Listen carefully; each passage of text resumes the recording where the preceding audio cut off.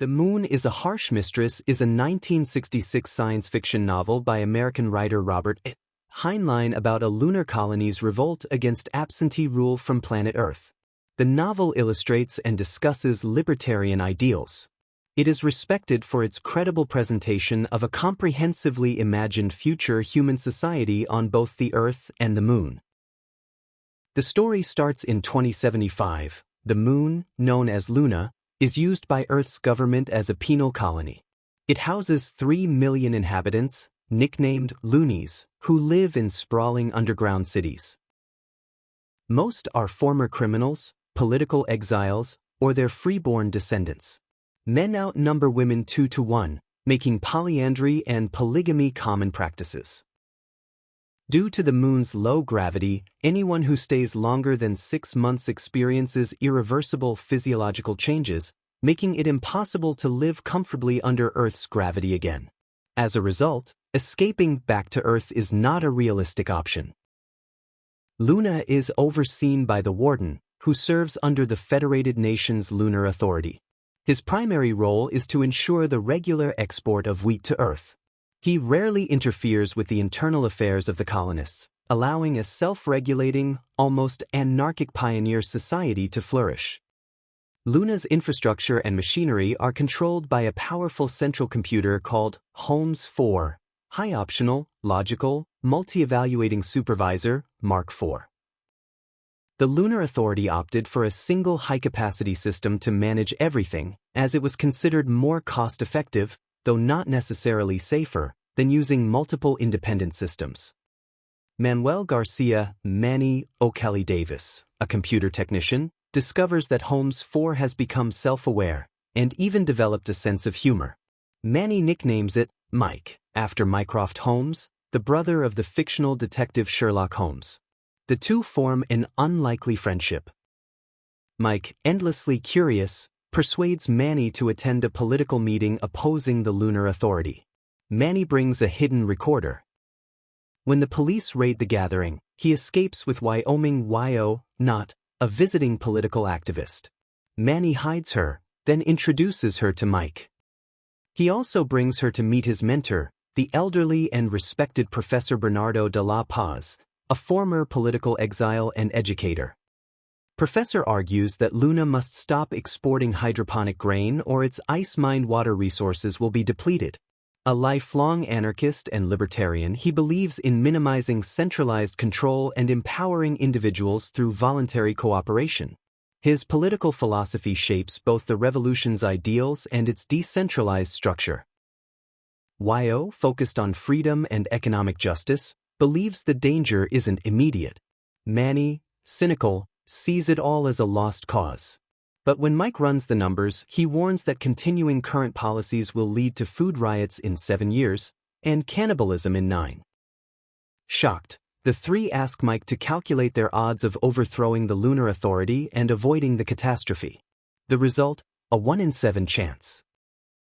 They decide to act. With Mike's help, they form a covert revolutionary cell. Mike, who controls communication systems, becomes their secretary and adopts the persona Adam Celine, chairman of the Committee for Free Luna. Yo is sheltered by the Davis family line marriage. At least 4 of its 9 members join the conspiracy.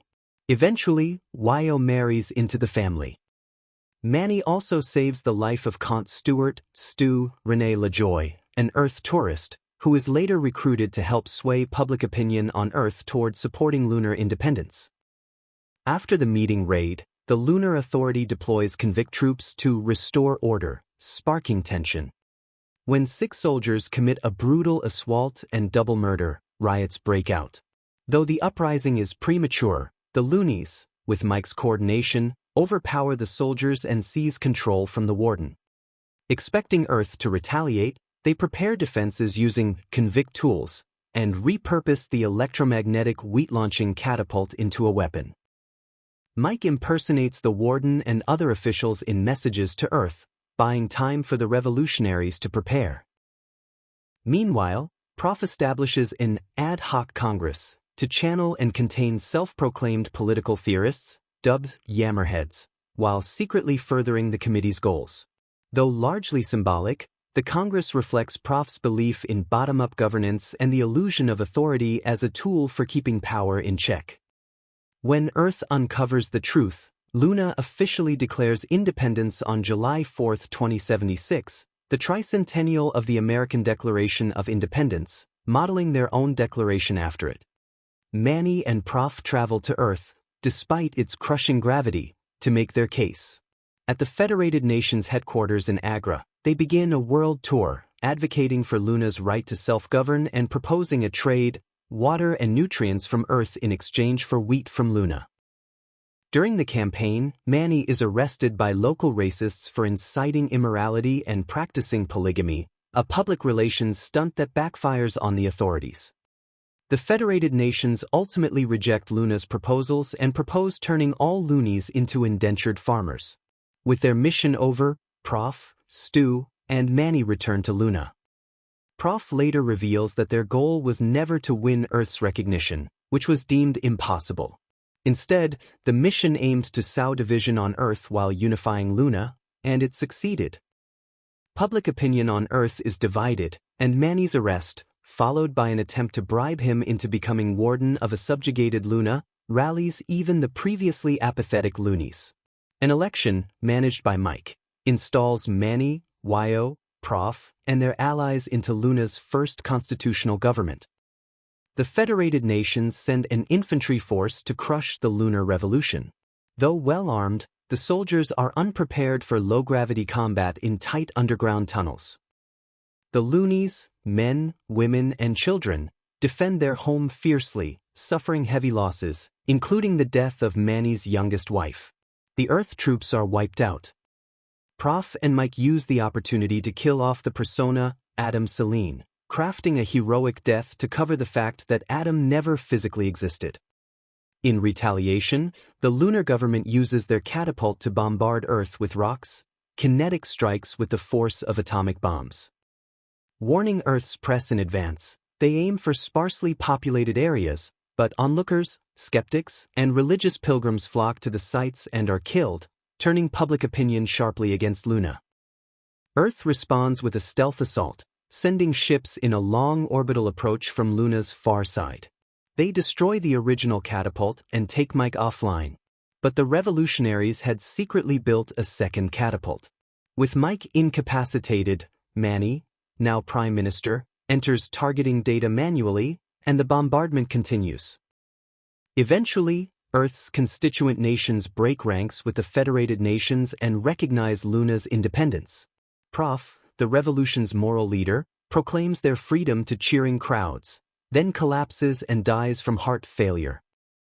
Manny and Wyo, disillusioned, withdraw from politics. The new government proves as flawed as any, failing to live up to their idealistic vision. Manny later tries to reconnect with Mike, but the computer, though physically repaired, has lost its self-awareness. Its voice-activated files are inaccessible. It functions as a normal computer, but Mike is gone.